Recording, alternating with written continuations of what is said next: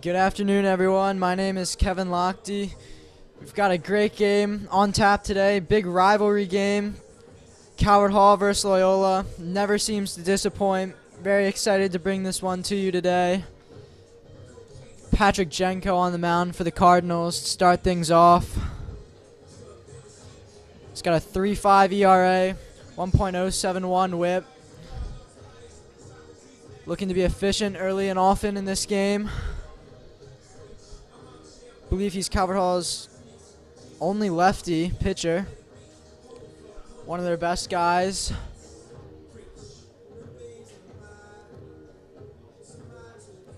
Calvert Hall coming into this one 5-4 overall, 1-1 in conference. Loyola off to a really hot start, 4-1 overall, 2-1 in conference, but their schedule's been a little bit easier.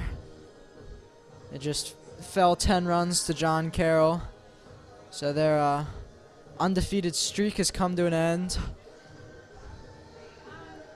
We're going to step away for a moment here, and we will be back shortly for the first pitch.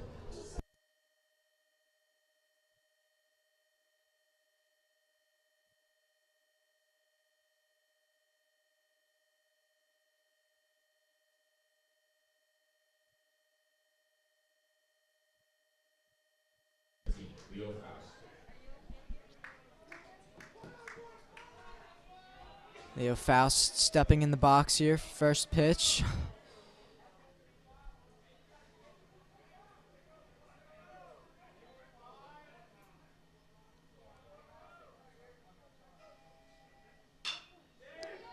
First pitch, ground ball to short, fired over.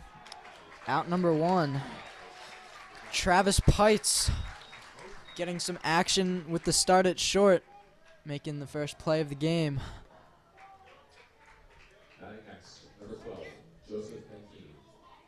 A lot of injuries for Calvert Hall, so seeing a lot of new faces in this lineup against Loyola. A lot of young faces.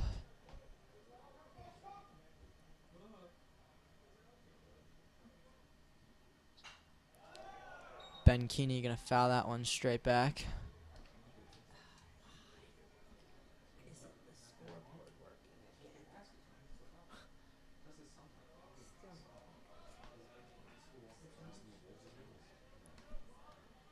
Lefty on lefty matchup here.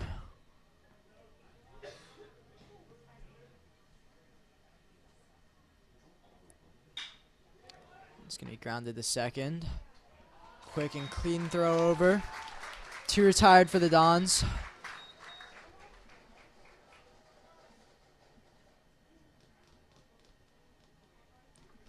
It's Tyler Gibbons, by the way. Number 13, Trent Ware.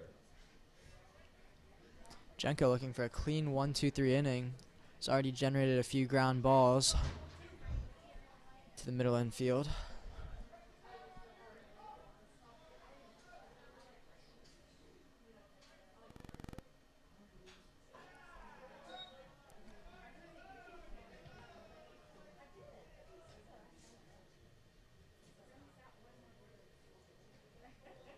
Trent Ware, by the way, committed to Salisbury for next year.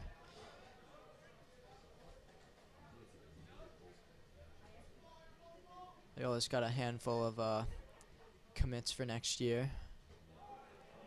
That curveball misses.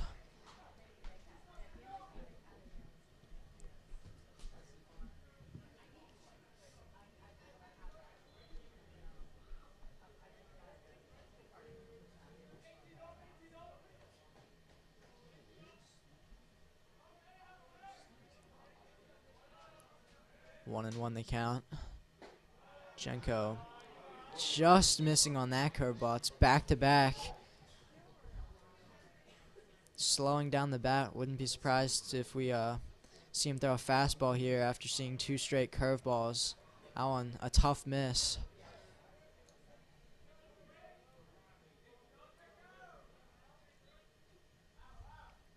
There is the fastball. It's going to miss high and outside. 3-1 the count.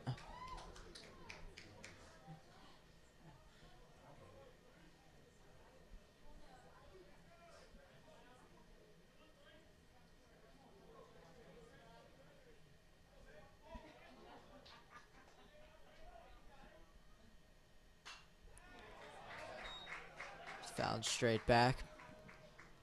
Getting this to a full count.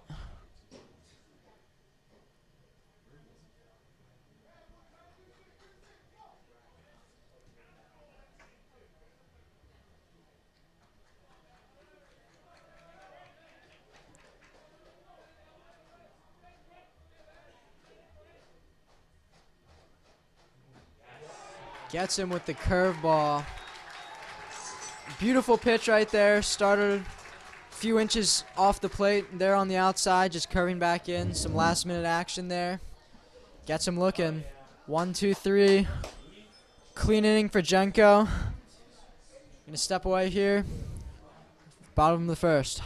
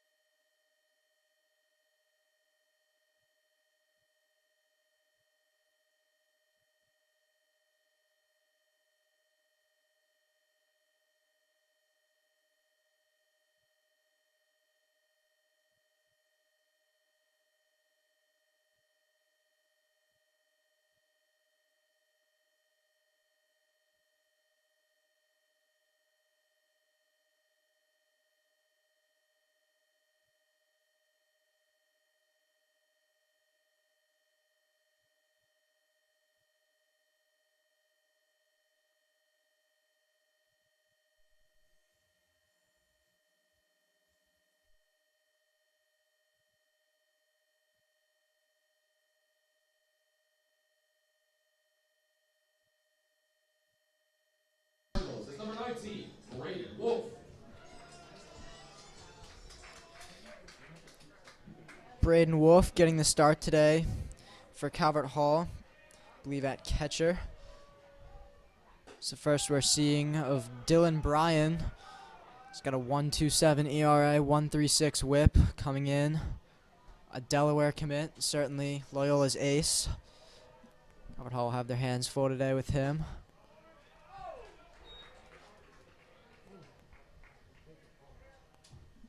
One and one the count.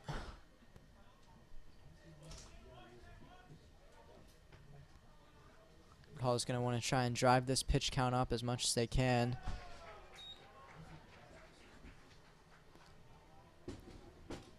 Get Bryan out early.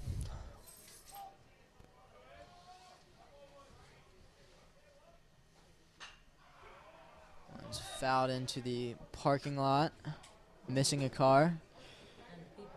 Yeah, some people walking over there too. We're not expecting a ball to land right behind them. Counts evened out at 2-2. Got a good fastball there. Able to stay alive though. It's Wolf.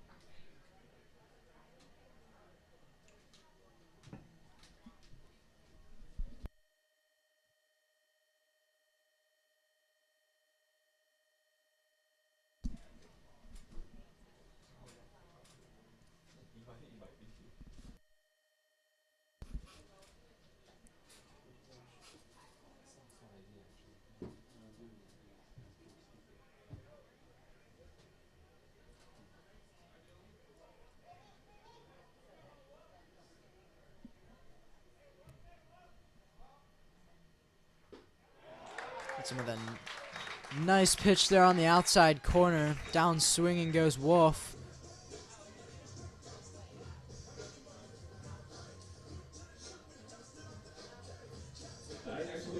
Good start for Dylan Bryan.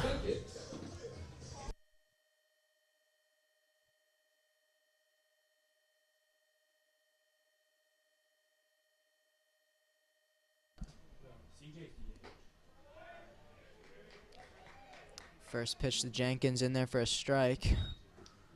Jenkins getting some work in the outfield today. Hankerson out with an injury and Garrick DHing. Generally two of the starting outfielders.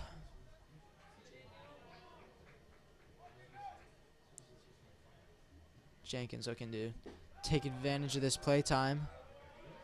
Good defensive outfielder, lots of speed. Also runs track at Calvert Hall.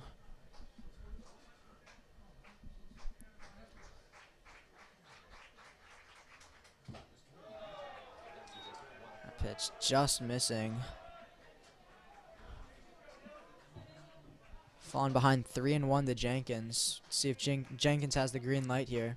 Look for a fastball. There it is, right down the middle. Unable to catch it. It's late on that fastball.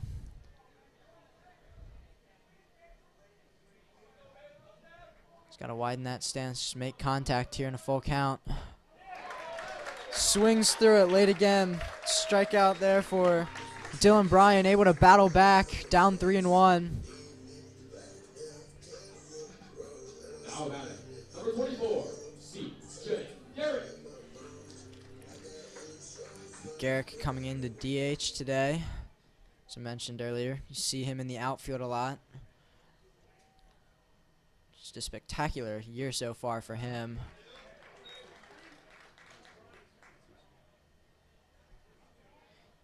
He's got the highest batting average on the team by a large amount, batting at .609, believe it or not. And that is not just from one game and having a hot day. That is his stats all year. He's been starting for this team.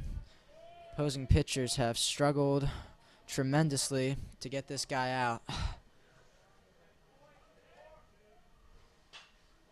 So he sends that one to the parking lot.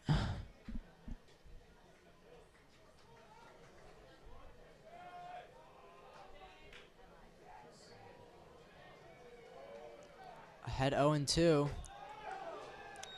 Misses high and inside, but that was where the target was, so his catcher telling him he liked the pitch. Just a good take there by Garrick.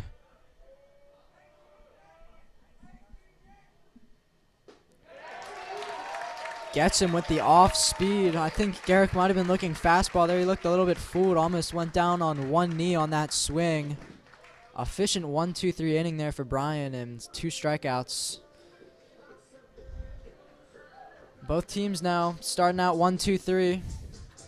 Going to step away here for a moment, and we will be back for the top of the second.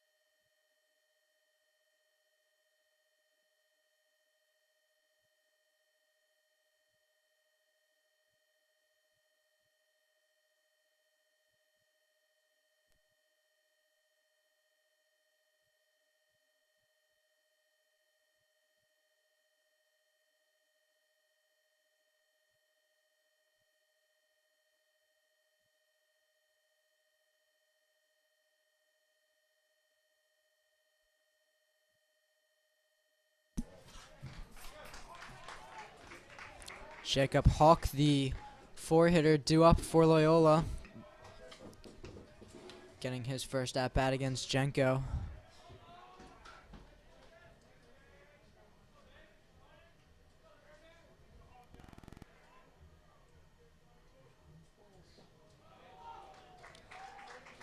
That curveball is going to be in there for a strike.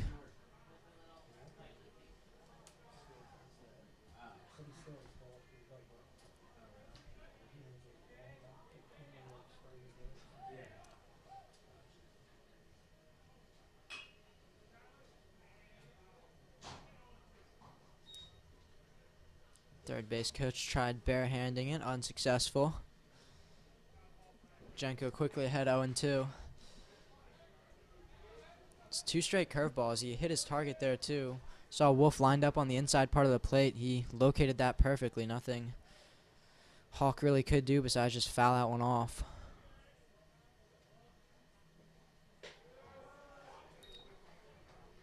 He misses that fastball up.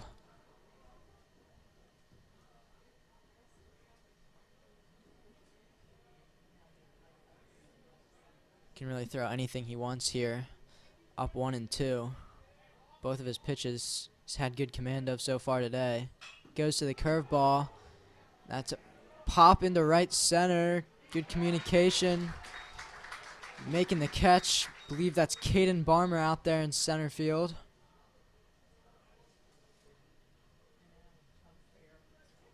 How about it? Number 14, Zachary Stolze.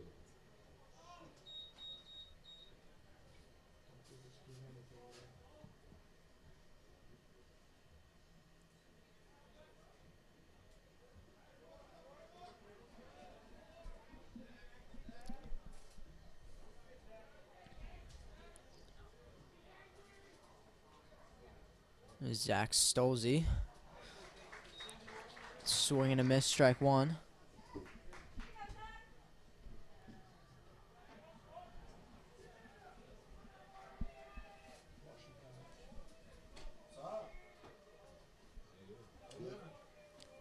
Jenko's been getting ahead of batters frequently. Not sure if he's been down an account yet. 14, pitching to 14. Once again ahead, 0-2. Guys, I have jelly beans.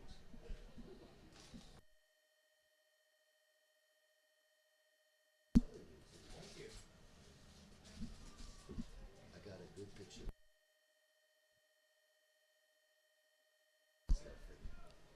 Jenko looking for the strikeout here. Wolf set up outside. Misses that. Fastball is going foul and out of play. Candy young lady.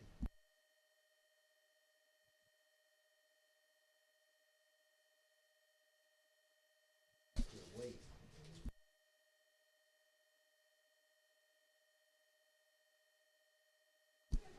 Stoll's staying alive.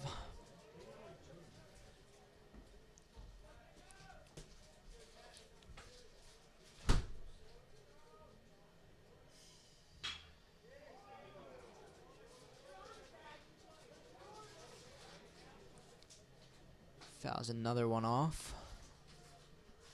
Good at bat here.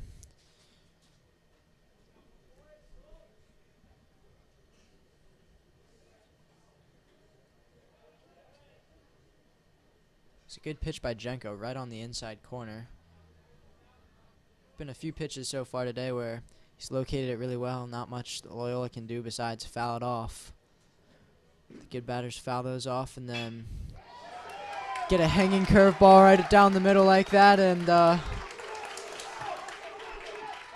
got yourself a single. And not sure if they're going to call that an error. It looked like got behind the outfield there. Probably shouldn't have.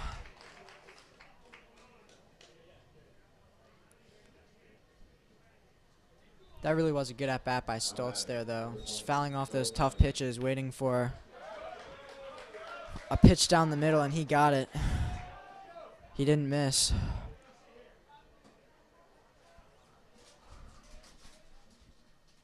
see Joe Nottingham. By the way, that Stoltz hit is the first hit of the game for either team. Nottingham standing in there with a lot of height.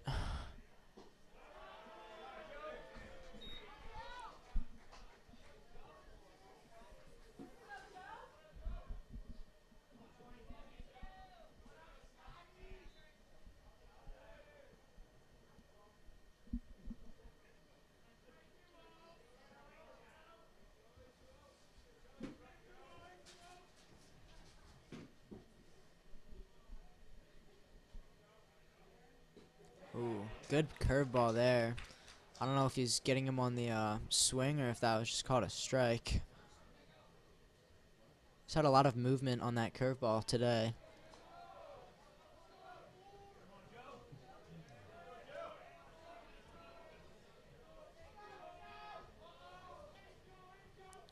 Might look easy through the screen, but it is deceptive. It starts ball and it turns strike just like that.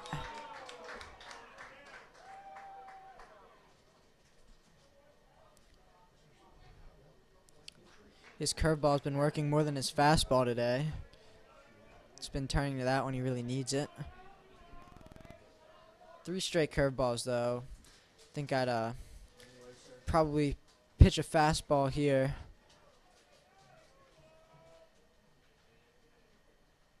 And he goes back to that curveball, and he gets him. Why not? I mean, it's been working.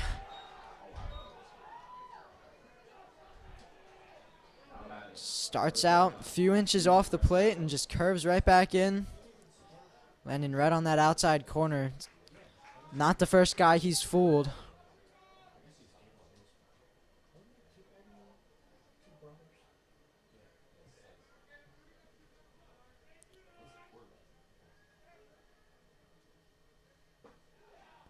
There's that curveball again. I think that one missing outside.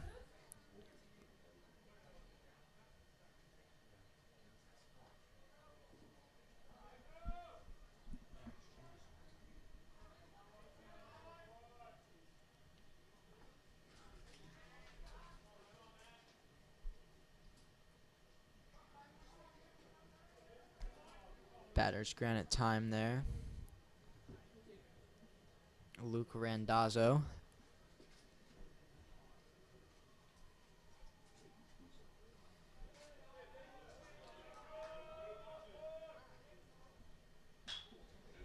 Smokes that one foul into the practice fields.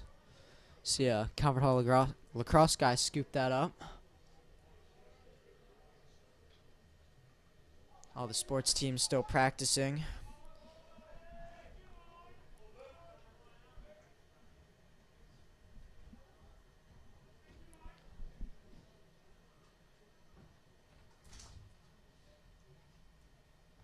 Oh, there's that curveball again.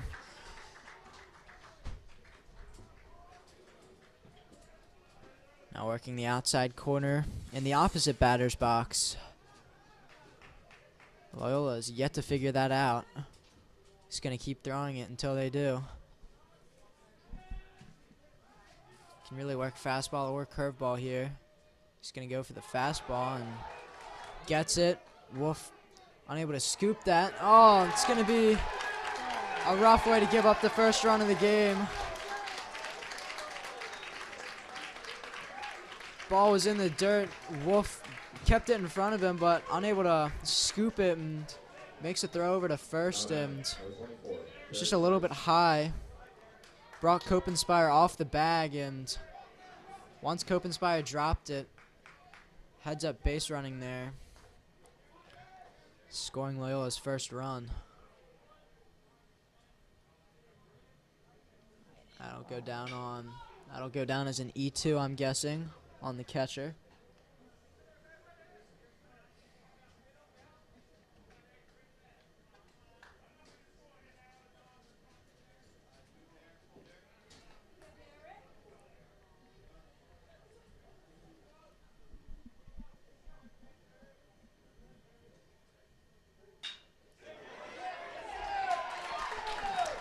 Ground ball, but able to find the gap in the infield.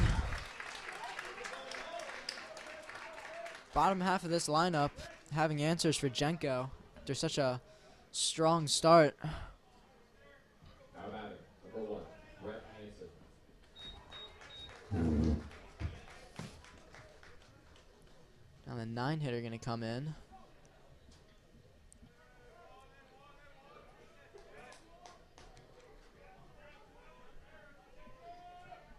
Infield in double play depth. First base playing deep, third base in. It's 2 outs, so you only need easiest base.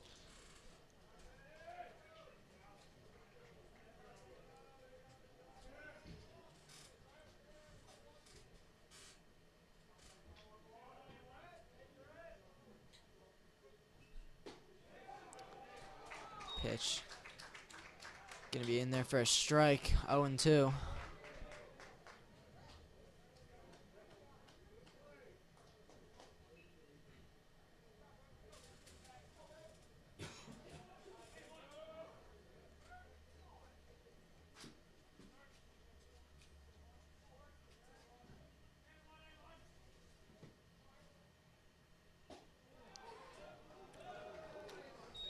That pitch almost curved inside.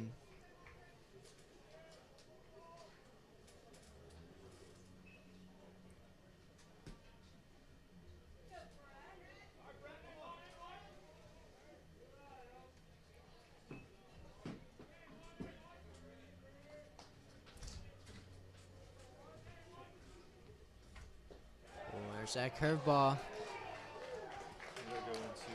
Ump says no swing. Probably the right call. And that's great plate discipline there by Brett Hansen. Seen a number of his teammates go down on that exact pitch. Able to hold off. Even out that count at 2-2. Is that fastball not even close?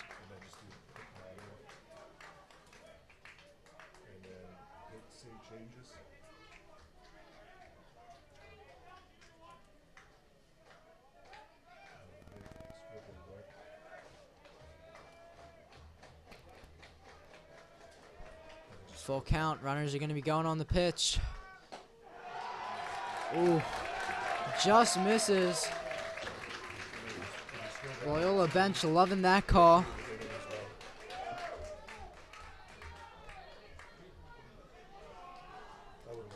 If you think about it, this is really all come from that error on strike 3, the throwing error down to first. Would have gotten out of this with no runs had they been able to make that play. So see how much that costs them. They've already given up 1 run. You can try the outside if it works or not. By the time he catches up to it, it might not. Right. 1-0.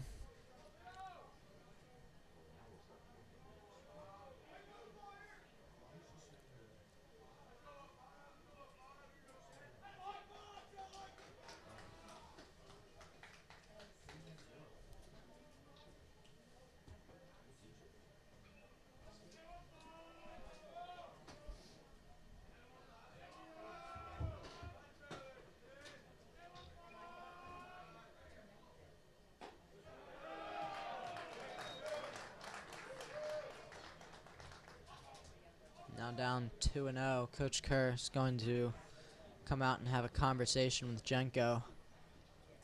Got no place to put him right now. Base is loaded.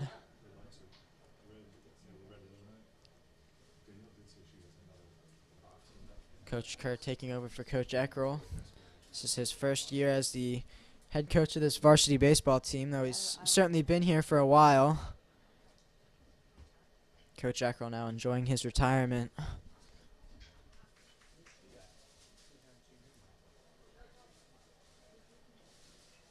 Wasn't a very long meeting. Probably just told him to calm down, made sure everyone was on the same page with the calls. There's a lot of guys on base who could be trying to read some calls from the catcher.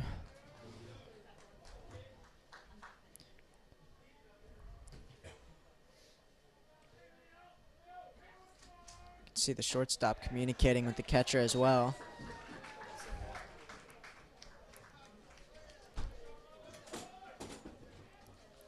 It's a good strike to get his confidence back there. Would have been in a lot of trouble down 3-0 with bases loaded. It's going to be a fly ball to center field. Barmer running back. Good track down there. He is retired. Calvert Hall only giving up that one run off of that error, and Loyola stranding 3. Gonna step away here, and we will be back for the bottom of the second.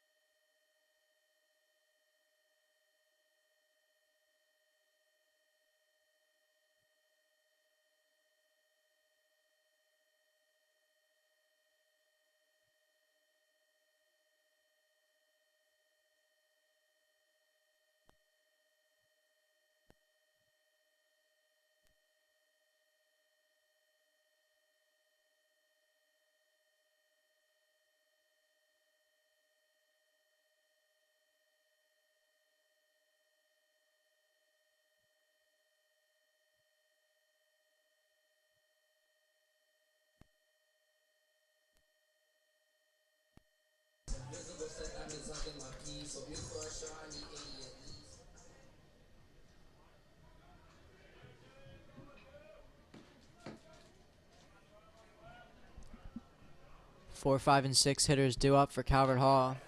Starting off with Quinn Gillis, senior. Hit a 3-run home run last game in the first inning against Bishop McNamara. Quickly falls behind 0-2.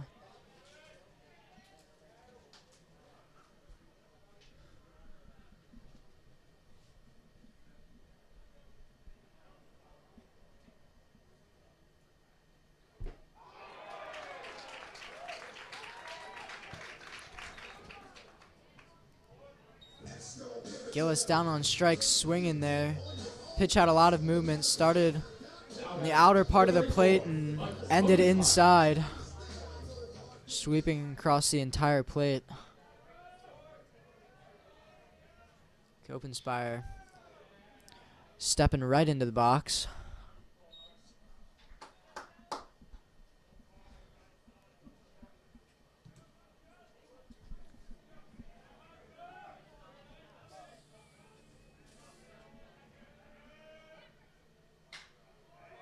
Towering pop-up down the right field line. Right fielder coming over, able to make the catch.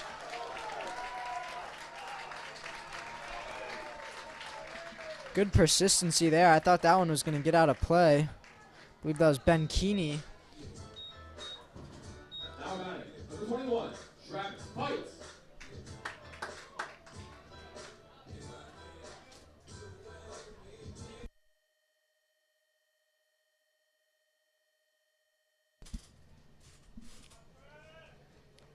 Travis Pite's getting one of his first starts of the year. It's just a sophomore.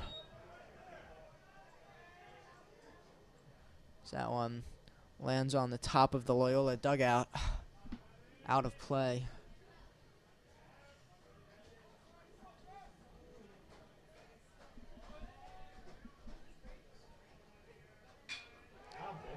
That one going to be brought in by Ben Keeney. Efficient inning for Loyola. 3 up, 3 down. Looked like that one might carry a little bit, but really didn't make it too far. Jenko will likely head out for his 3rd inning of work. Yep, there he goes. We are going to step away here, and we'll be back for the top of the third.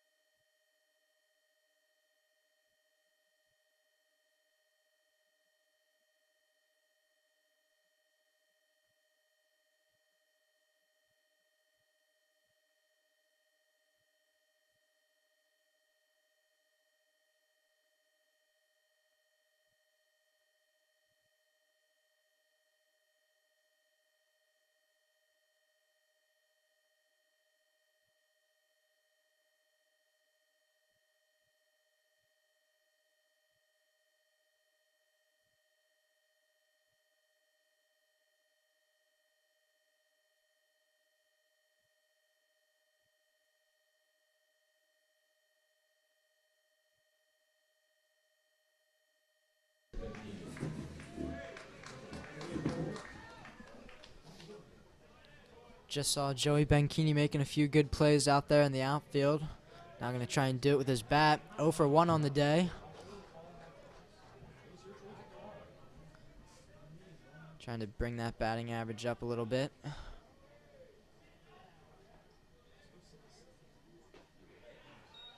Curveball hits the corner for a strike. Benchini batting just 125 on the year right now. Just trying to break out of that slump.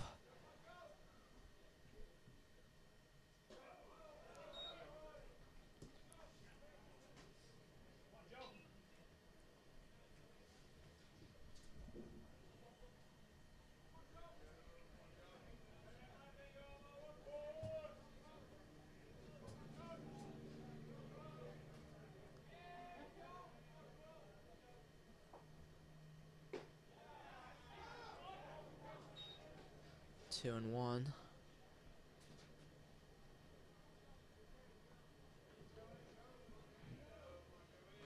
Does have a handful of walks on the year.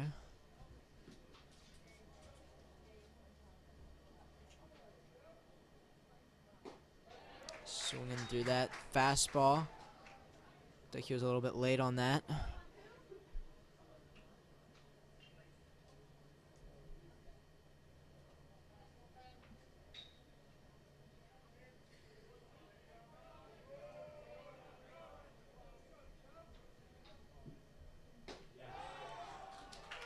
Gets him looking, strike 3.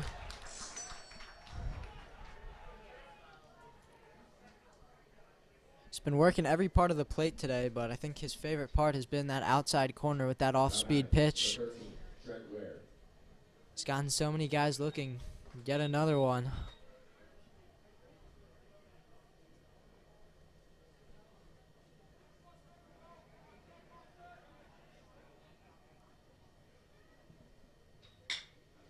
Where smokes that one into the infield. Nobody home there.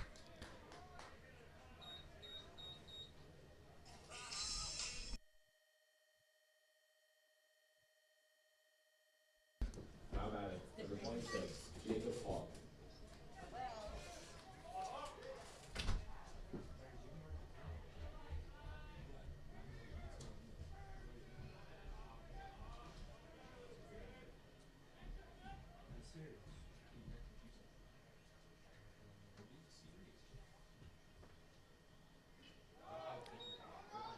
Good block there by Wolf.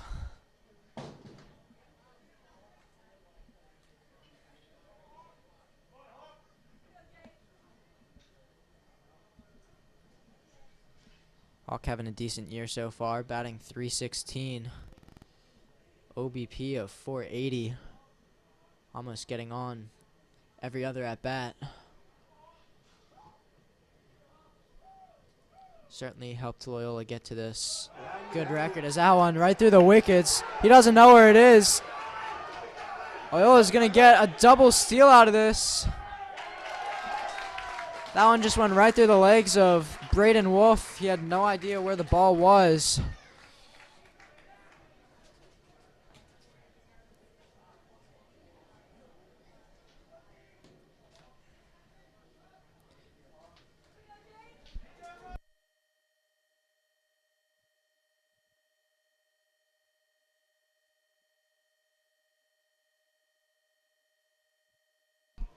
Good heads-up base running.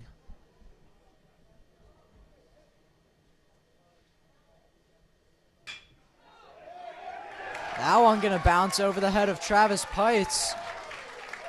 Just a little chopper in the infield, but had enough bounce on it.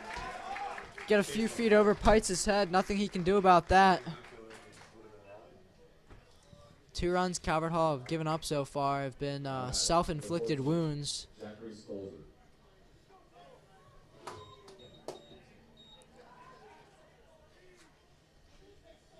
Had the advance on the strikeout, and now a double steal on a wild pitch.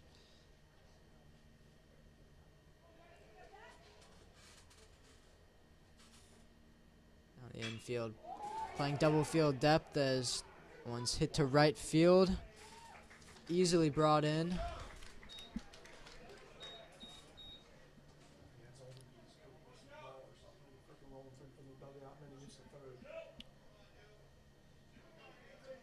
Now batter, number 20, Joe Nottingham. Nottingham 0 for 1 with a strikeout. Batting .385 on the year. 2 down, 1 on first. Jenko. 1 pitch fastball, gonna get the easy out at second, get out of this inning. But before they did, Loyola tacking on 1 more run, increasing their lead to 2-0 after that double steal on the passed ball. Hasn't been a bad game so far for the Cardinals, but a few costly mistakes. They'll go to work in the bottom of the 3rd.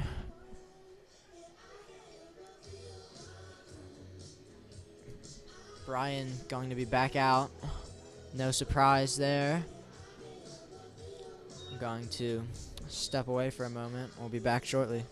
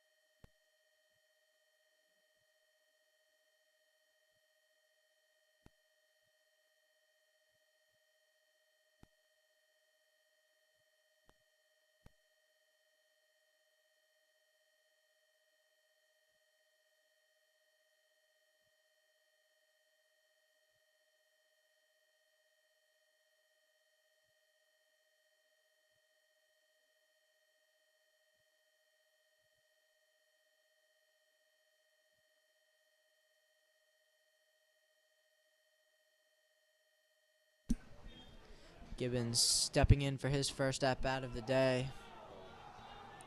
7, 8, 9 hitters due up.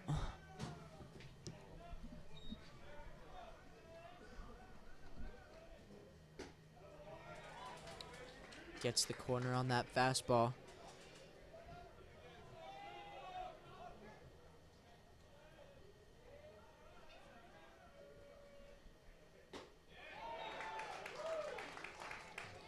Gibbons quickly behind, 1 and 2. Brian's been working that outside corner fastball all day. That one a little bit more middle. It's going to be an error on the second baseman.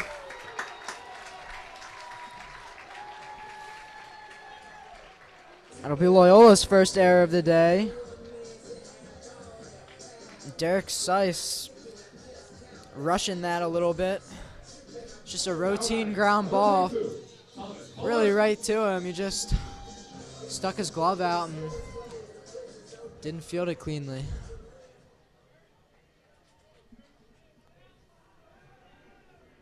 That error column starting to add up.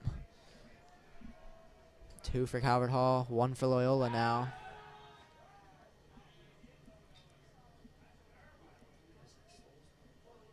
Not much of a lead by Gibbons, but Brian checking in nonetheless.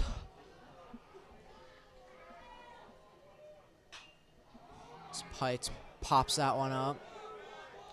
First baseman calling it. Oh, almost missed that. That rolled to the very edge of his glove.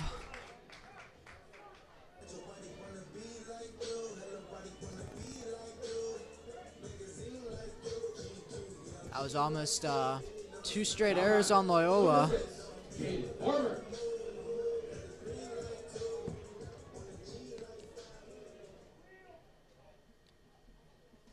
Third baseman in, playing the bunt.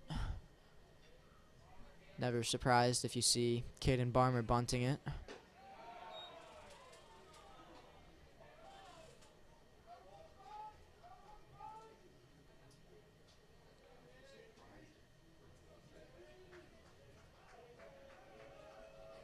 Outfield playing really shallow. If Barmer can get one over their heads, it's going to be a long way to the wall.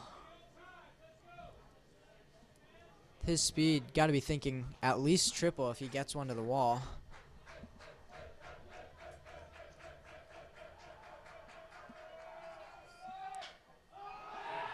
It's a hit and run situation for Gibbons, and that's another pop up. Brought in by the shortstop, Zach Stoles.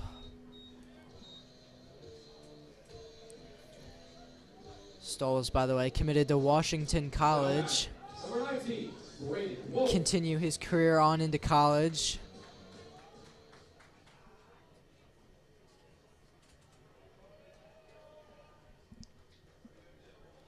The infield shifted a little bit for Wolf. We've got a guy covering first to keep Gibbons there and honest, and second baseman shifted a little bit closer to the bag than you'd usually see, so he's got a huge hole on that right side if he can get this opposite field. He's unable to do that. That's gonna be out over there at first. 5-3 out. Loyola able to not give up any runs there after that error. Couple of plays where it looked like trouble for Loyola, but they were able to get out of it. Jenko's going to come on for a 4th inning of work. Going to step away here and be back for the top of the 4th.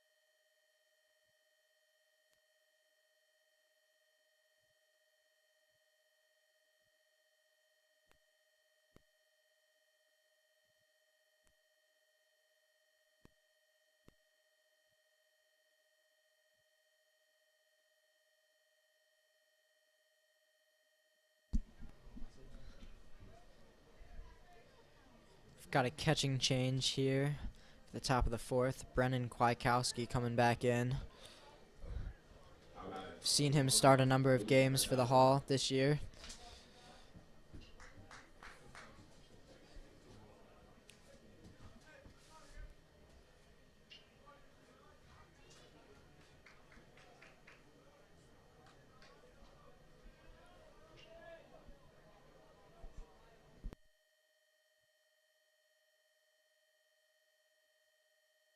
So he's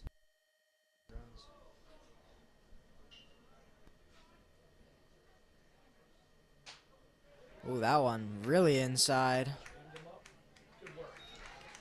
Good pitch there by Jenko. Jamming the batter. You can see him squeezing his hands. That inside pitch never feels good when it hits the inside part of the bat. The result's never good either. Generally a weak ground ball just like that. Number 24, Derek Sykes.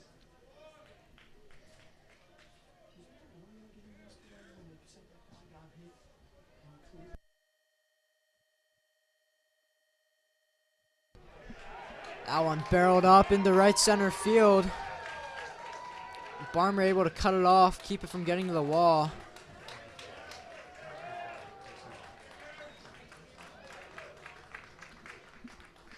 Sice is on. The base hit.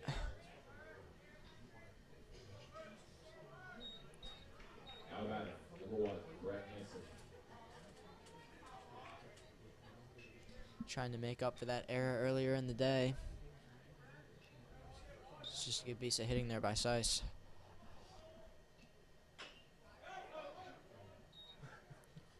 Foul ball off the foot there on Hansen.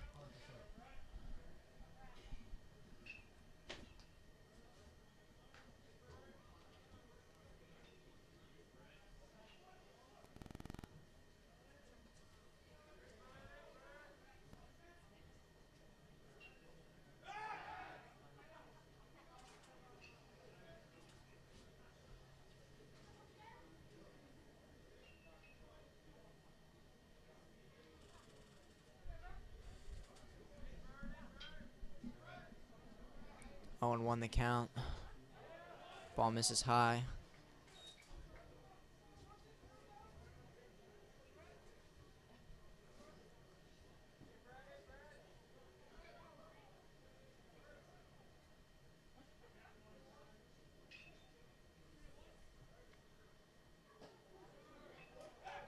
Kwiatkowski gonna throw over to first.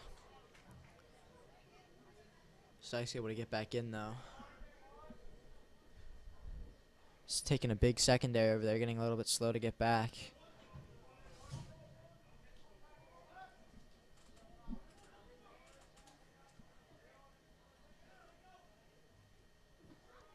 Ball in the dirt. 3-1.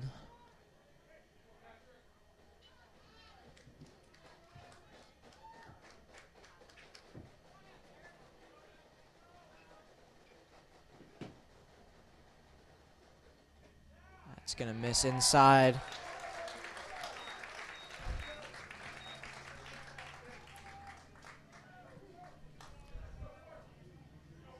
Hall in a little bit of trouble now. That was Hansen's second time reaching today. Now we're back to the top of the lineup.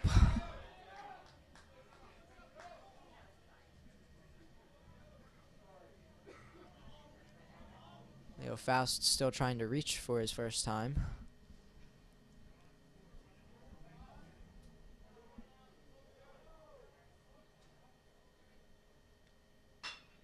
That one hit into center. Bermuda Triangle here, but Barmer makes the call. Looks like it could potentially be trouble, but Barmer able to call off Pites there at short. No collision and make that catch. Now batting, number 12, Joseph McKee.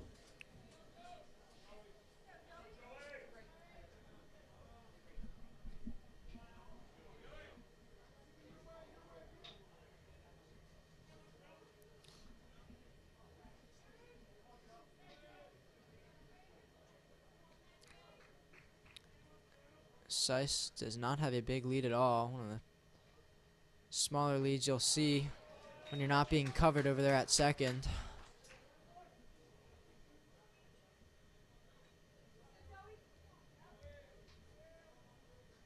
Might be a little bit paranoid with Pites behind him over there. Could creep over. Just playing games with him. And there's that devastating curveball again. Ben Keeney struggled with that all day.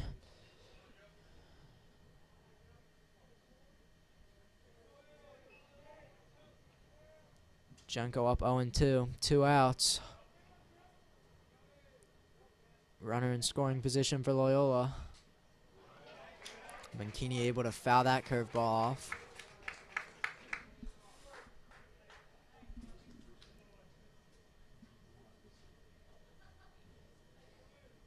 I wouldn't throw a strike here if I was Jenko. I'd try and get him to chase. You're up 0-2. He's been chasing all game.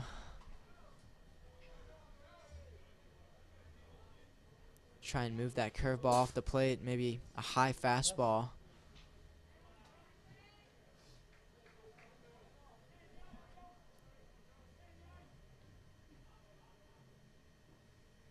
There's the high fastball. Benkini staying honest.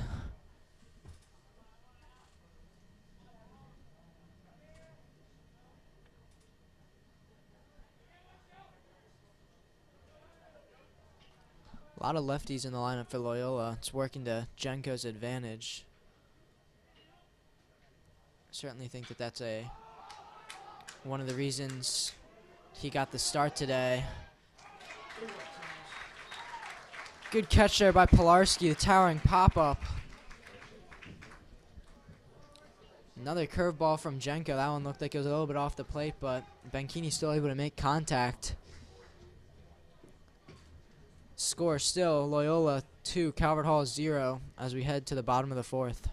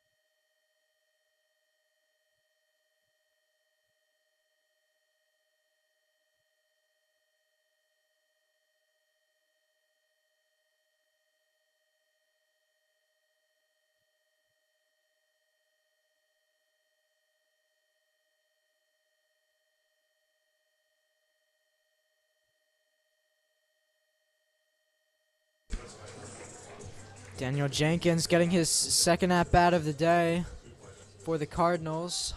0 for 1 on the day.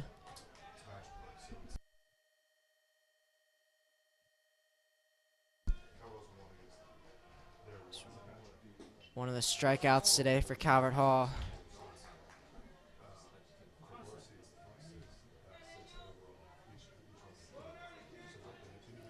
Batting 100 flat.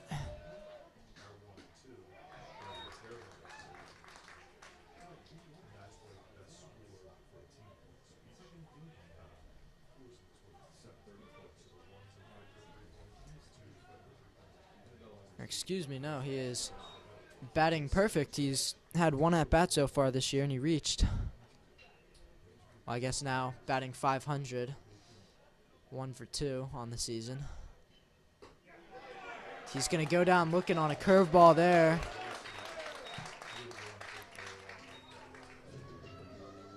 Absolute filth from Brian. Number 24, C. Chet Garrett.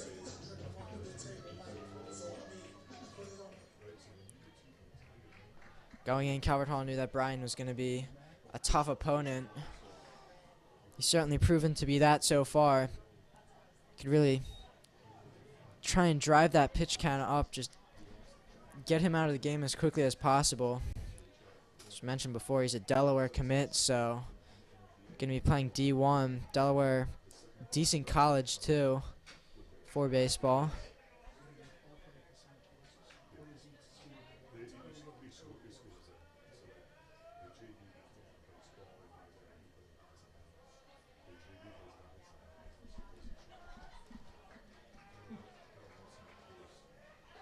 That curveball, way out there.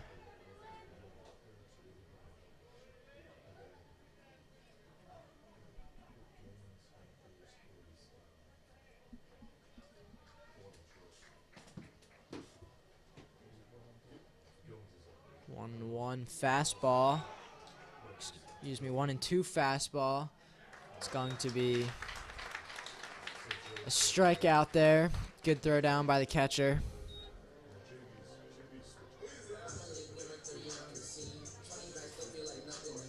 Now batting, number 12, Wayne Gillis.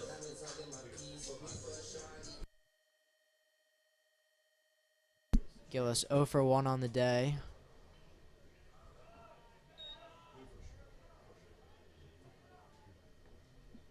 Is that ball going to roll all the way back to the pitcher?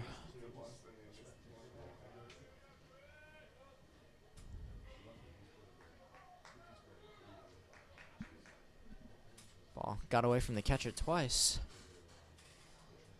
Got past him on the pitch and on the rollback. Looks like Bryan's requesting a new ball after that. Must have come out of his hand funny. Gillis standing in for the 1-0. Smokes that one right up the middle. Oh, what a play by the shortstop. Spinning away and falling.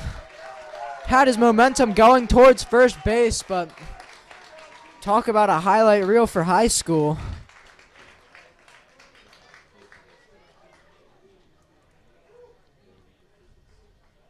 Trent Ware, what a play. That ball was smoked up the middle. I was pretty confident that that was going to find its way into the outfield, and Ware just coming out of nowhere. That ends the inning. Calvert Hall still yet to put up a run. Haven't had too many base runners either. Had a good game pitching out of Janko, but they find themselves down 2-0. We are through 4. Let's step away here for a moment, and we will be back for the top of the 5th inning.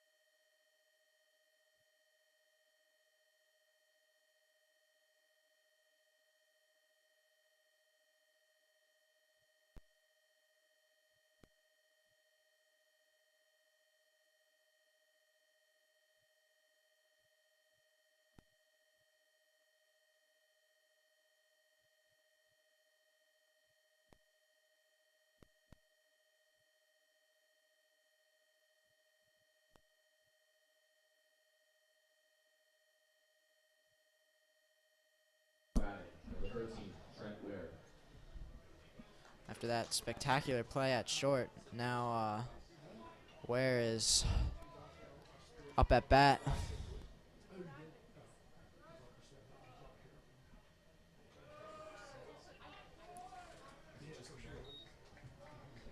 Salisbury, if they're watching this game, got to be loving what they're seeing.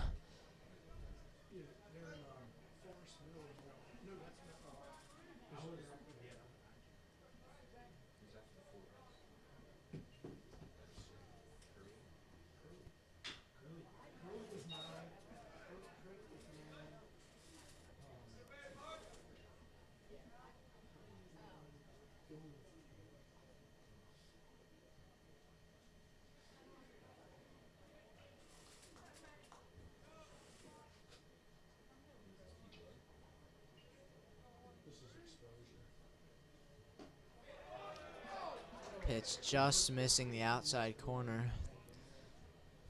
2-1.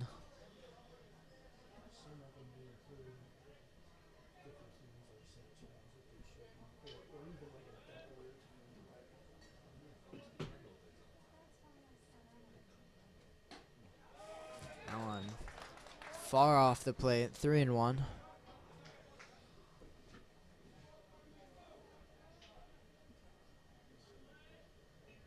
Jenko not used to pitching from behind today. Certainly finding himself in that situation right now. There's a good pitch in there for a strike.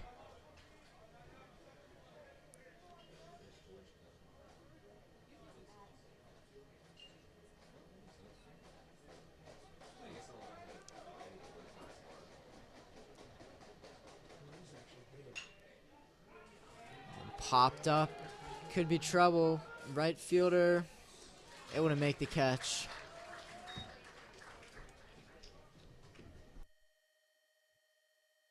Quinn Gillis tracking that down. The sun in his face. See the glasses on. It's really a beautiful day out. You can see a little bit of wind over there if you look at the flag out in center field, but temperature-wise, it's great. Low 70s.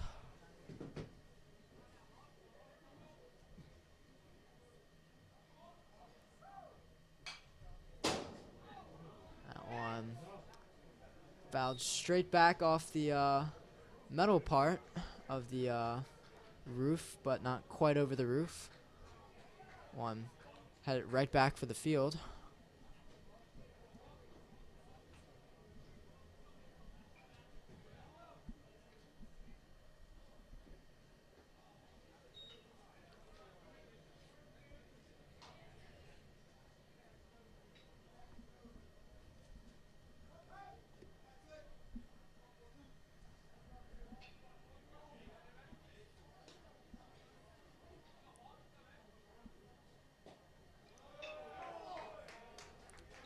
Pitch missing inside, 2-1. Did a good job battling back against Ware.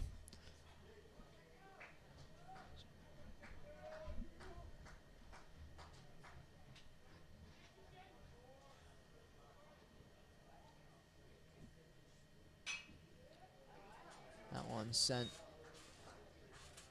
out of play over the fence by right field. A lot of balls hit over in that direction today.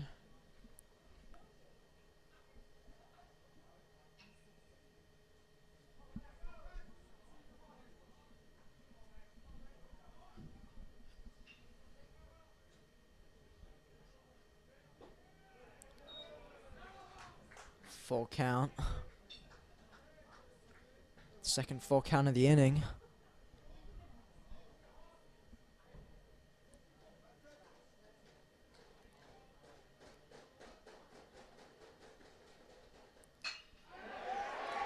Owen gonna get all the way to the wall. Misplayed over there in left field by Jenkins.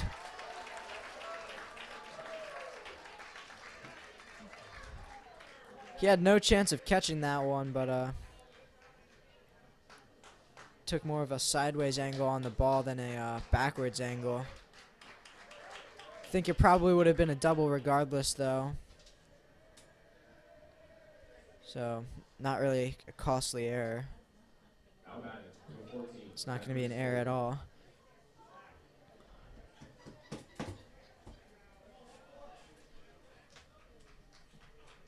It's 3-2 count. Jenko is just left that one over the plate a little bit too much.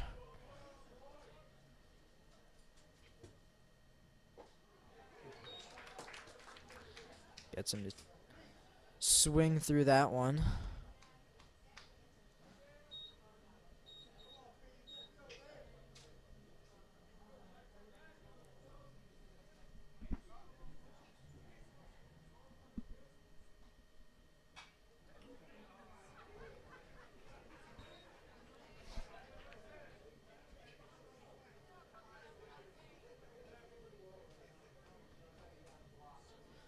Nearing the 6 o'clock hour here on this beautiful afternoon, turning into evening.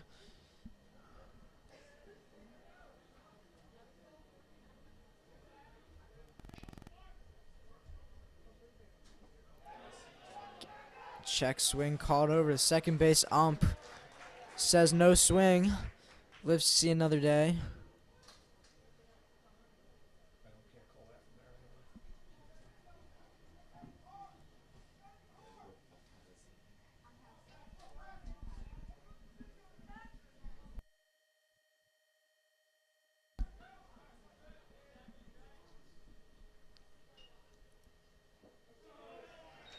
Wykowski firing down to second base, but easily able to get back in there.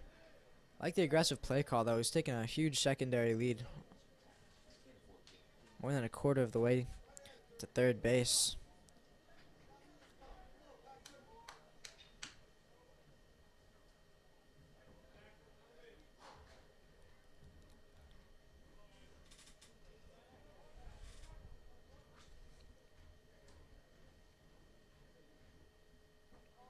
Ooh. Gonna get the easy out at first there, but the ball getting away from Kwiatkowski ends up moving up the runner. Another filthy curveball from Jenko, resulting in another strikeout, but catchers have struggled to keep that one in front of them today. Number 20, Joe Nottingham.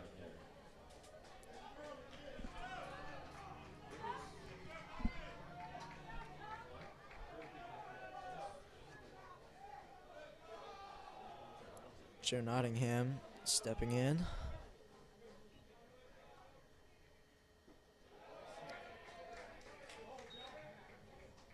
Pitch missed a little bit low. Just got to bring that up a little bit.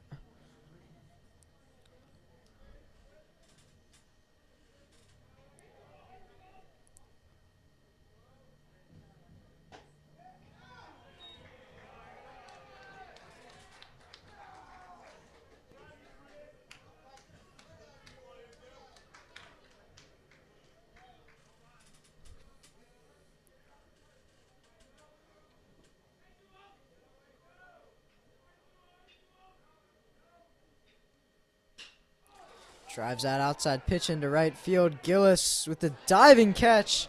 Looked like a little snow cone maybe. Nearly slipping out of his glove, but great diving play there. He'll trot back to the dugout. I'm sure he'll receive some high fives for that one. The score remains 2-0. So far, no earned runs. Both runs scored on errors, so couple of scoreless games so far for these pitchers. Battle of the pitchers today. Step away and we will be back for the bottom of the fifth.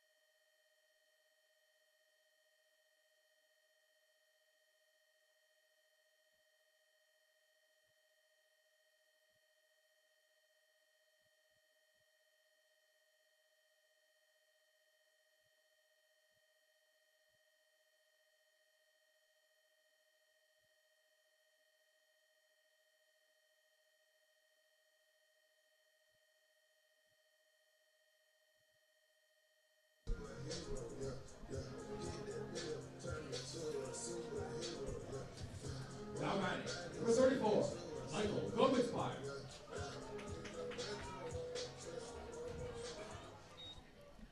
Michael Copenspire getting the start today at first base. Seeing him step in for his second at-bat of the day. See Connor Keys get some starts too. They split some time with each other.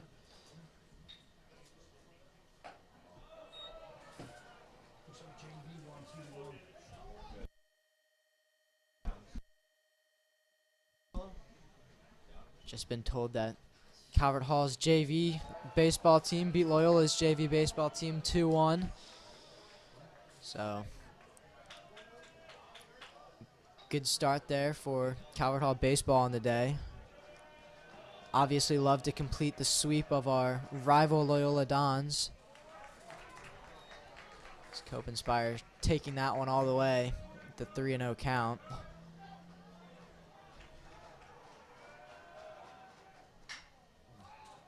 That one's headed for the right field line that we've seen so much today, and no one able to get there.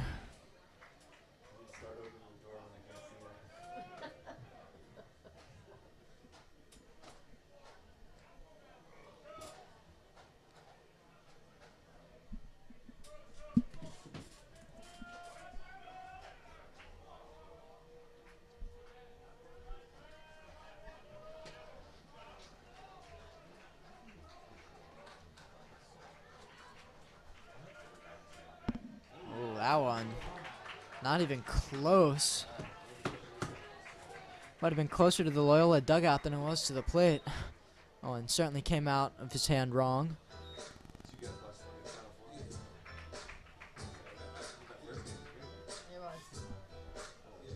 Got a little kid running around with the Calvert Hall flag. Love to see that.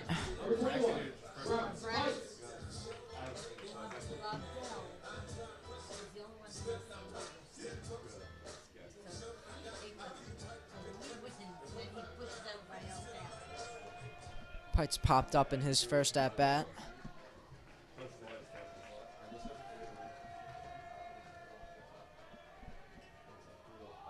Showing bunt, that one skipped in.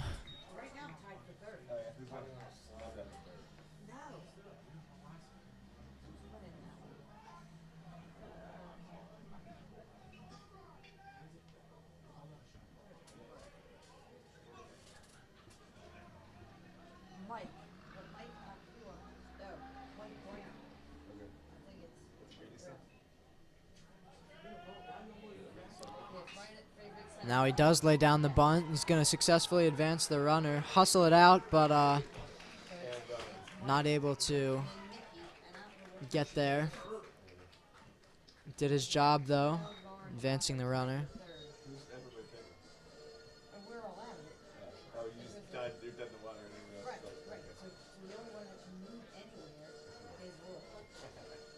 Now batting, number 2, Tyler. I don't think San Diego State will win that game. Yeah, I think UConn's gonna. Gibbons stepping in for his second at-bat. He's trying to get the bat going a little bit. Just batting 0.83 on the year. Love to break out of the slump here with a guy in scoring position. See, I didn't see that. Gonna foul that one into the parking lot. We were at the play, so I didn't get to see the last game, the late game. The late game Or was a great the, game. not the late game, but the first game. The late game was just Yeah, I watched that. I did have to watch that. the first game was great. Yeah. You just get to the entertainment. Come on, One's get out, get out. Get making its way out of play, and that right field line's been very busy today. Right fielder and first baseman are probably out of breath at this point. They took away. Iowa had like no support for kids. They had to do everything. Right, right. Running around like crazy trying to get off the But a lot of foul trouble too. Swinging through it, but it gets behind the catcher. She does. She's good. Nice scoop, but off the bag. This has just not been the game for catchers. Would have been a strikeout, but through the old wickets and all the way back to the wall. Took a generous hop for Loyola, so then they had another chance to get the out with a strong throw and just throws a ground ball to the first baseman away from the bag. So good practice for the first baseman, I guess, but definitely not the ideal situation. It's the best scoring opportunity Calvert Hall has had all day. Just one out. See if they can finally get a run on the board. Oh, they're stealing home. Oh, Copenspire's in trouble.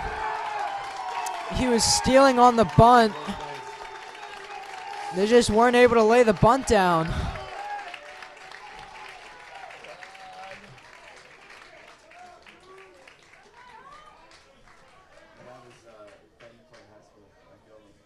That is a tough play if you're the Cardinals.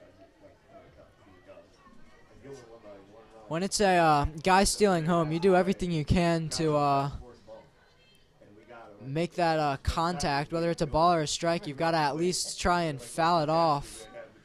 That ball is a little bit outside, but you really want to just lean forward, do anything you can to get that in play, because once Varsity was unable to make contact, Copenspire was completely screwed there. Looks like Pilarski now got hit on that pitch. It's the one you want to get hit on, the off-speed pitch right in the foot. Easily trotting his way down.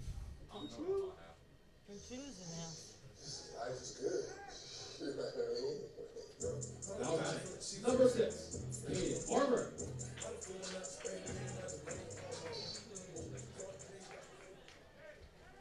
Now Barmer will get an opportunity with a runner in scoring position.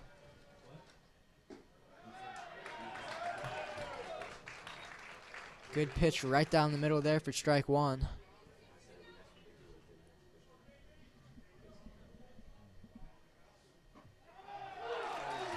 Gets the call on that one. Outside corner. That was a close one there. Quickly behind 0-2.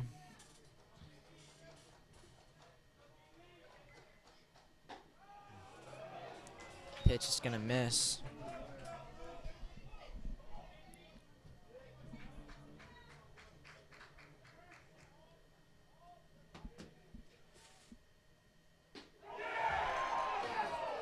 Just misses there. You hear some Loyola fans disappointed with that call. There have been a lot of really close calls, tough calls for the ump to make. Oh, line drive right back at the pitcher. It's going to be safe. You see Barmer's electric speed. That's one of the scariest moments you'll ever see as a pitcher, a line drive coming right back at your face. That one was crushed off the bat. That was great reaction time. I don't know how he avoided that. It looked like it hit him in the glove, but that was going straight for the face. That would have been a very scary scene had he not been able to avoid that. So thank God for the good reflexes there on Dylan Bryan. Now the bases are loaded.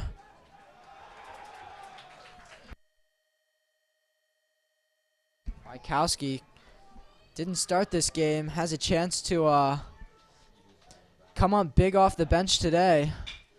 Oh, gets a good line drive, but right at the third baseman. If he throws that anywhere but right at the third baseman or right at someone, that's going to be a base hit and scoring at least one, but third baseman was just playing it perfectly. Calvert Hall continues the scoreless event. By the way, that smoked line drive from Barmer right at the pitcher, that was the first hit of the game for Calvert Hall. They've reached only on errors and walks. So until then, Calvert Hall was held hitless, and Dylan Bryan's no-hitter is officially over. But, man, what a game he's pitched so far today. Dons have 6 hits so far.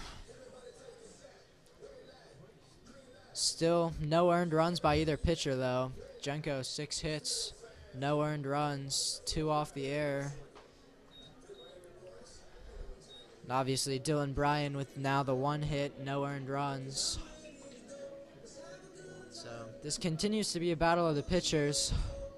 Jenko is going to get his 6th inning of work. As long as the pitch count isn't getting too high, why wouldn't you keep him in when he's pitching such a great game? The same situation for Brian over there for Loyola. It's been a good game. I feel like Calvert Hall Loyola always is.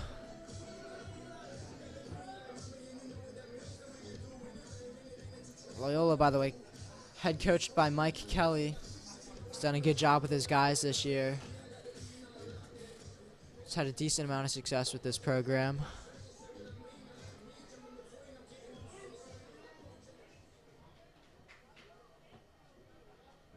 Loyola lost one of their best hitters to transfer, Josh Bonaparte. Played shortstop for them last year. He was a D1 commit to Georgetown, but ultimately decided to regrade, move to a school in Virginia called Pro 5 Academy, and now he's a junior again, and he's decommitted from Georgetown and has started over that recruiting process. Obviously, the goal for him is to get drafted, but that is a huge loss for Loyola.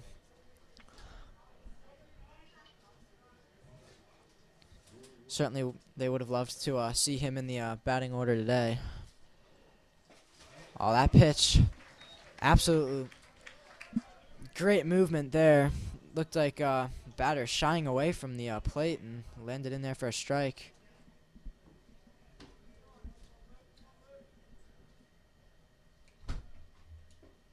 Oh, there's the curveball. He just got fooled on 2 straight curveballs. One of them looked like he was afraid he was going to get hit and hit the inside corner. That one gets him to chase on the outside corner, working all parts of the plate there with that curveball. I've mentioned it a lot today, but man, it has just been so efficient today for Jenko. He's been using it all day. There it is again. Hits the outside corner.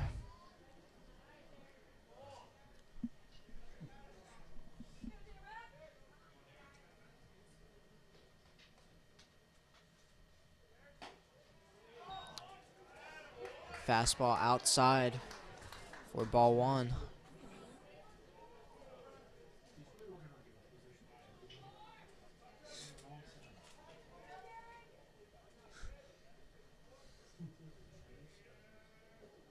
Ooh, that one looks like it hit him in the foot. He tossed his bat, but he tossed his helmet with it for some reason, so he'll go collect that and take his free base. Dugout giving him a hard time for that one.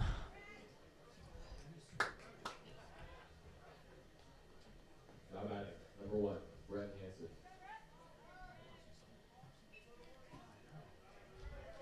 Hansen gonna step in. He's had a good day, reached a few times so far.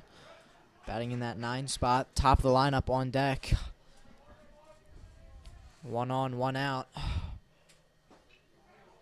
Oh, huge lead there. Kwiatkowski sees it and throws down, but able to get back.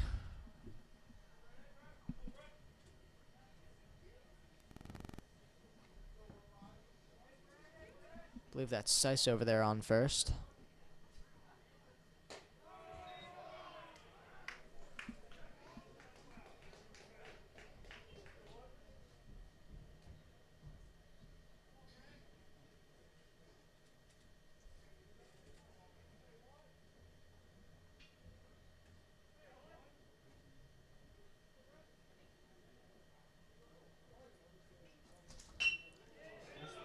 That one's gonna hit Jenko.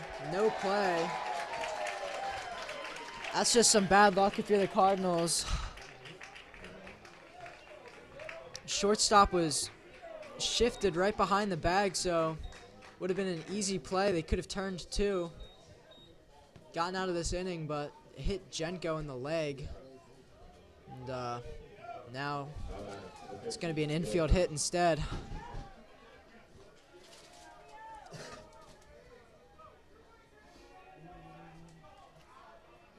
Still rather take the ground ball off the leg than the line drive to the face.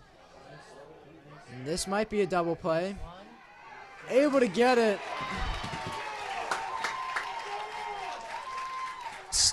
6-4-3 double play there. Hard hit ground ball right to the shortstop. Smooth throw. Smooth transition from the second baseman. Strong throw over. Oh, Steve. Steve, stop. He does this every game. Yeah, but he shouldn't talk about Loyola. I mean, You shouldn't talk about.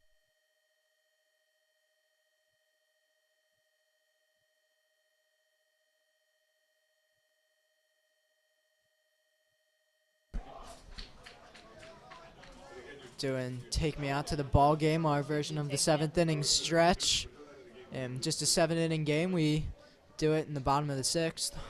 Going into the bottom of the 6th, if you guys can hear it.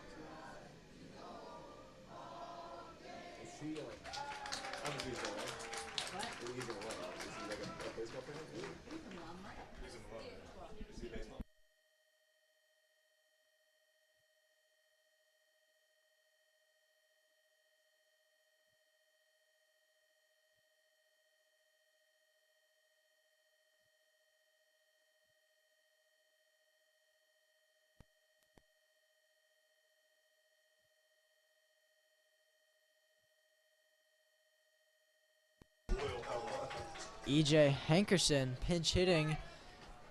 Desperate times call for desperate measures. Bringing in EJ. EJ sat this game with an injury, but nothing serious. So he was available if needed, and it's gotten to the point where he's needed.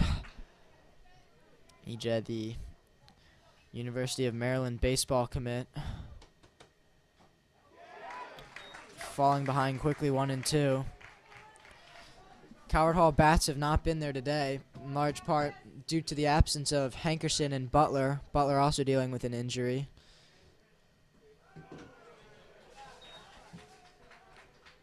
Obviously, you don't want to play Loyola with your two best hitters, or two of your best hitters out.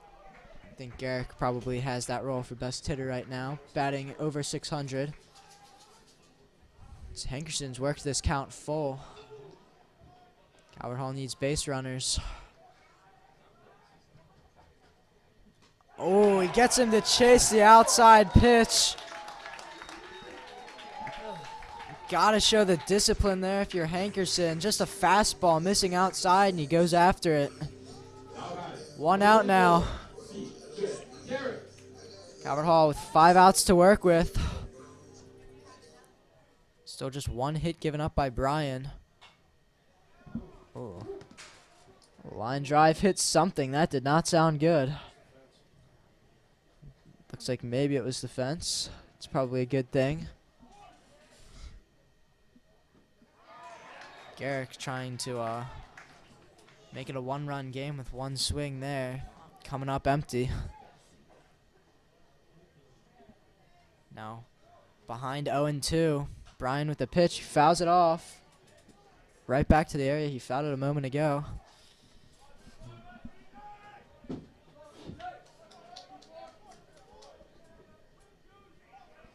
Garrick's the guy you want at the plate if you're Calvert Hall. Swings through, strike 3, good throw over. And Garrick is retired. Calvert Hall starting to get into some serious trouble here. The new high school power rankings came out. Calvert Hall, the number 3 ranked private school for varsity baseball in Maryland. Loyola number 4, so Calvert Hall favored to win this one, but not much of a difference. 3 and 4 in the state of Maryland. Spalding obviously number 1 with their national ranking in the top 25. John Carroll in second. Sure, There will be some great games between Calvert Hall and John Carroll this year. Already lost one to Spalding in a somewhat close game.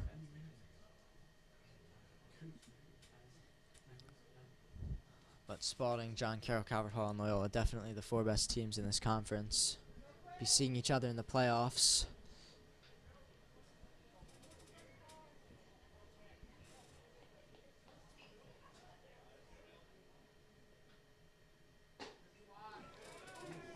That pitch just misses. Thought that might have hit the inside corner, but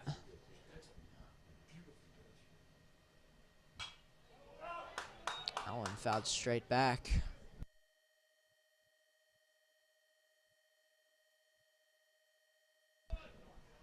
Two and two for Gillis. Love to hit another home run. Hit one just one game ago. Could really use it. It's going to be a ground ball to the second baseman. Cleanly fielded throw over. Loyola's 1 inning away from beating their arch rivals, Calvert Hall.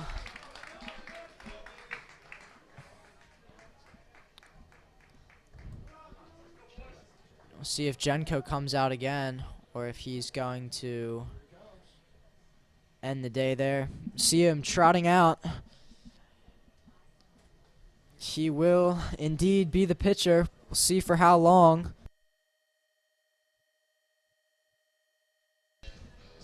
Going to go check the pitch count and see how long we think he's going to stay in.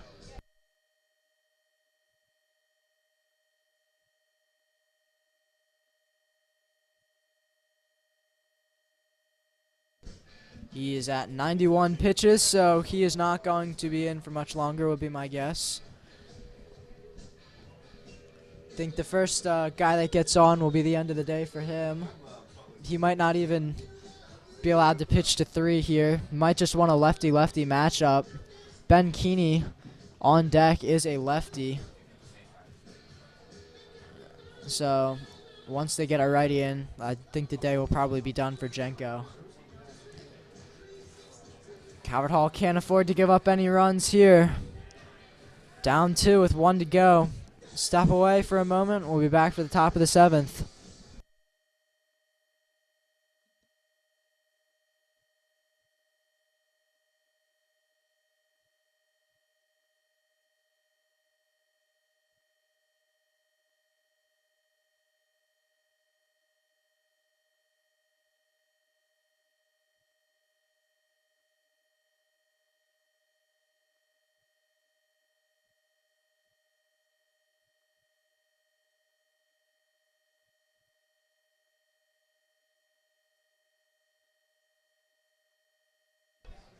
Here comes that lefty-lefty matchup. Ben Keeney has been slumping so far this year.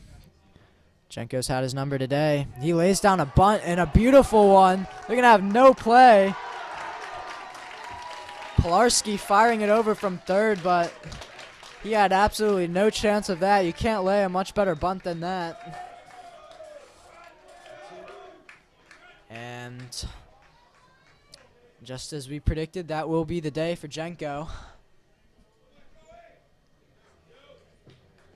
He's going to get a big applause here when he comes out. This day is going to come to an end here, I think. Yep, there he goes. Ryan Siepert's going to come into the game.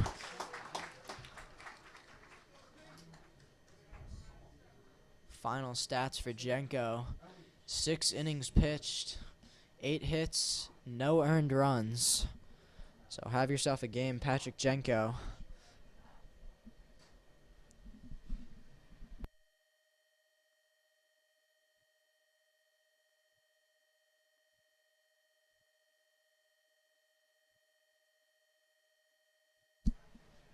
Jenko right now is in line for the loss, by the way, despite giving up 0 earned runs. He's the only guy to have pitched, and Calvert Hall is on the wrong side of the scoreboard, so Calvert Hall's bats are going to try and do him a favor. You never want your it's very unusual, really, to say Your pitcher's coming out with no earned runs, and he's going to be the losing pitcher if Calvert Hall doesn't come back here. But that is the stat. He's in line for the loss right now. As Seifert comes in, the senior Shenandoah baseball commit.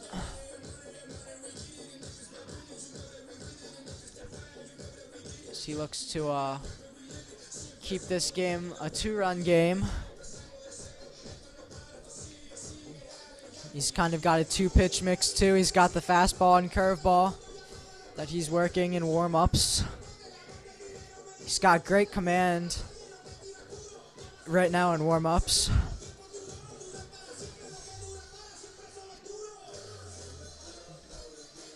Nothing overpowering, but he does still have a good fastball. It's fast enough to get to the hitters, not be viewed as a slow fastball. Just nothing overpowering either.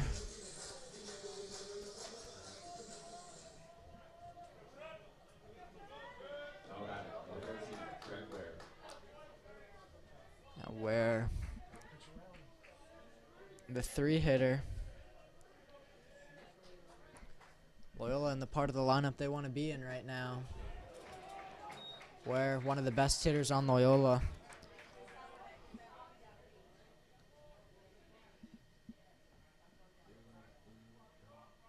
Oh, and 1 the count.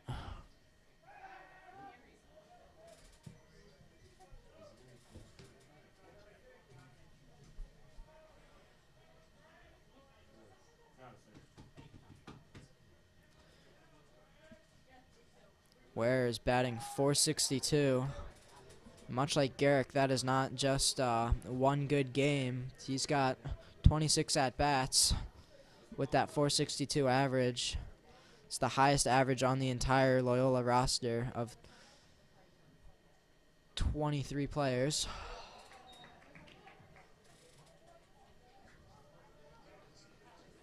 One and one.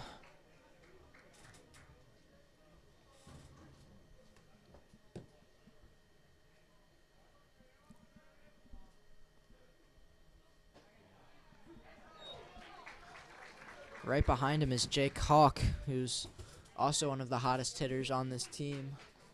Hitting in the 4 spot, that power spot.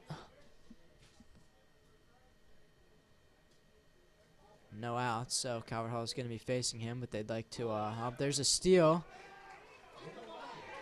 Batter walked in front of Kwiatkowski before he was going to throw it. So that should be interference and an out, although I guess maybe because he didn't throw it, they're not calling interference. All he had to do was throw it, although Kwiatkowski choosing not to throw a fastball into the face of the batter.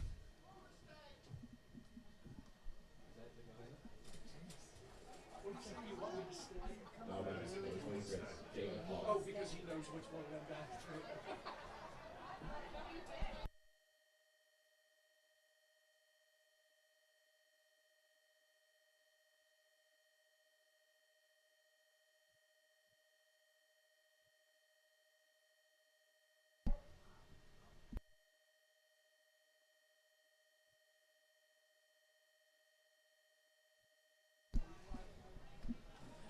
Really don't blame Kwiatkowski for that. The batter was literally standing right in front of him.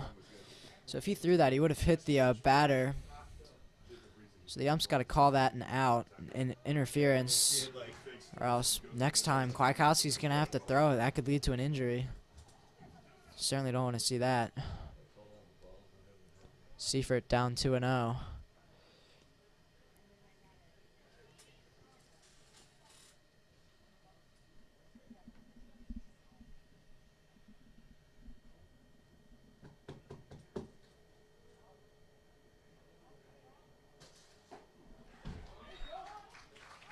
Evens up the count.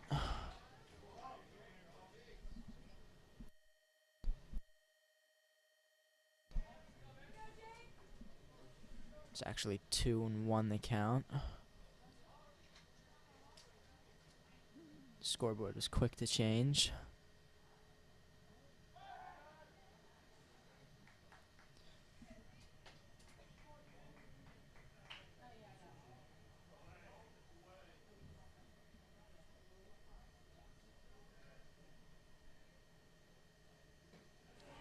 Seifert's pitch way outside. Kwiatkowski sliding over to keep that one in front of him.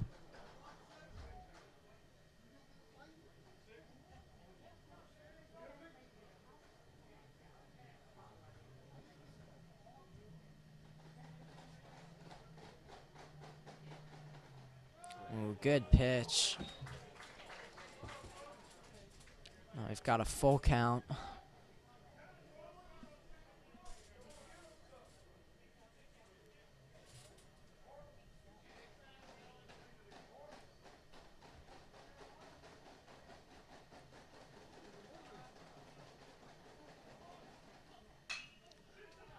Right at Pilarski. Right at the hot corner. Did a good job keeping that in front of him. It was hit right to him, but that was hit hard off the bat. Certainly not an easy play. Obviously, runner staying at second. Calvert Hall's 1 out away from getting out of this.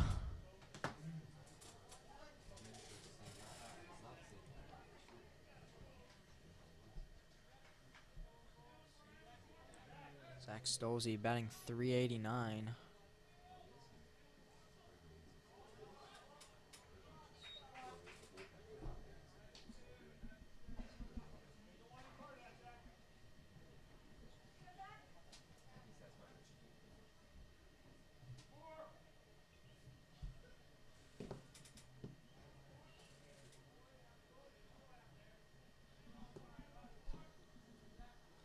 Oh, that pitch in the dirt. Kwiatkowski firing down. That's going to get into the outfield, but Barmer was ready for backup.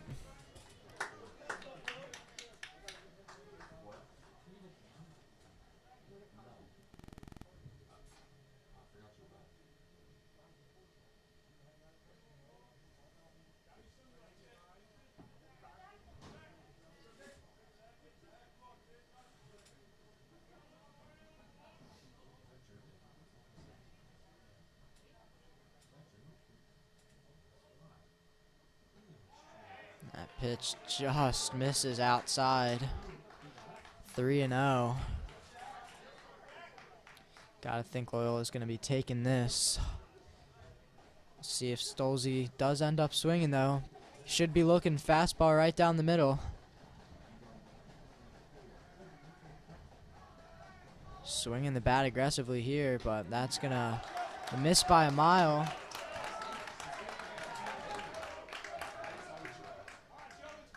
JV baseball cards just arrived back from their win against Loyola. Gonna watch the rest of this game.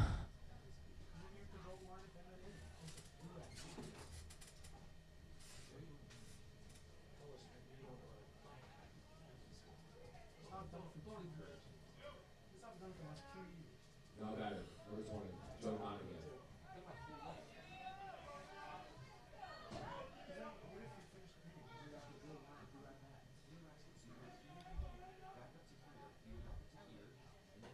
Joe Nottingham gets a chance. The runner in scoring position now.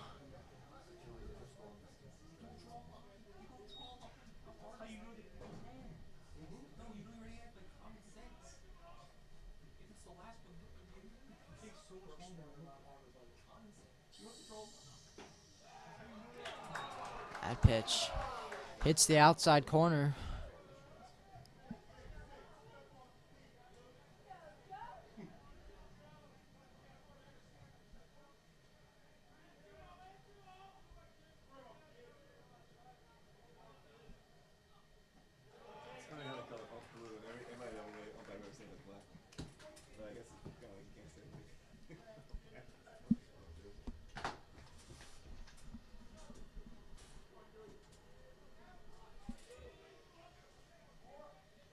Two and one.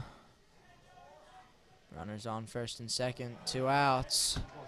Now 3-1. You've got nowhere to put them. Well, I guess you do have third, but don't want to walk it into bases loaded.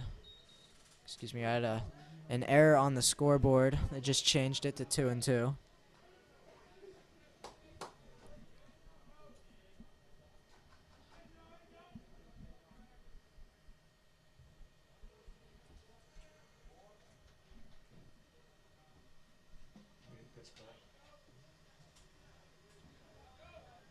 Can Seifert get out of it with this pitch?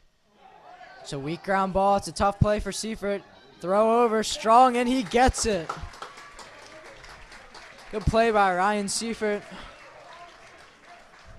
Loyola strands 2. So we head to the bottom of the 7th. Calvert Hall needs 2 to tie, 3 for the win. See what they can do.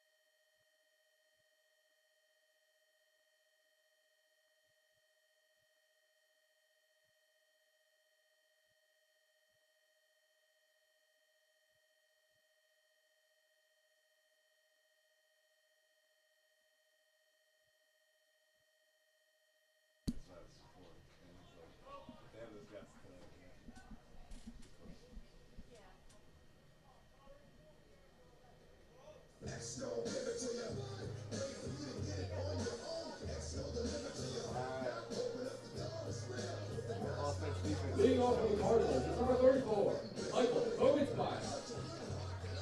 Well, down to 3 outs to work with. Michael Kopenspire leads it off for the Cardinals. Ball 1 to start. Just 82 pitches now for Brian. So if he can go 1, 2, 3, he should be able to get the full game. Obviously, if he works himself into a little bit of trouble, he's not going to be able to finish it. They might want to take him out around 90 at this point in the season. If that's the case, this could be his last batter. Got to think he's probably going to stay in for a few at least, though. That is a towering pop-up. Guess where? Right field line.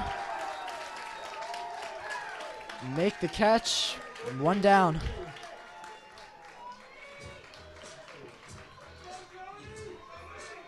Joey Benkini once again working that right field line. Now batting, number 21, Travis Pites. Travis Pites is due up now. Tyler Gibbons is on deck. See if they can be the heroes for the Cardinals. Pites watches that one go right down the middle. That one looked too good to take.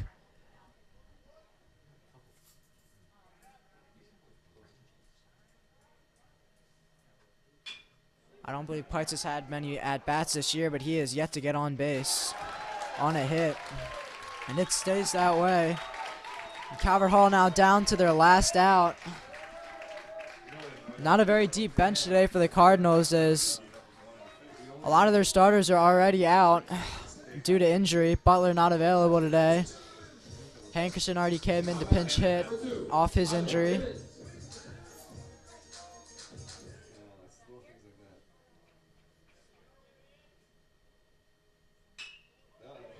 That one's going to be a fly ball to center. This should do it. Making the catch.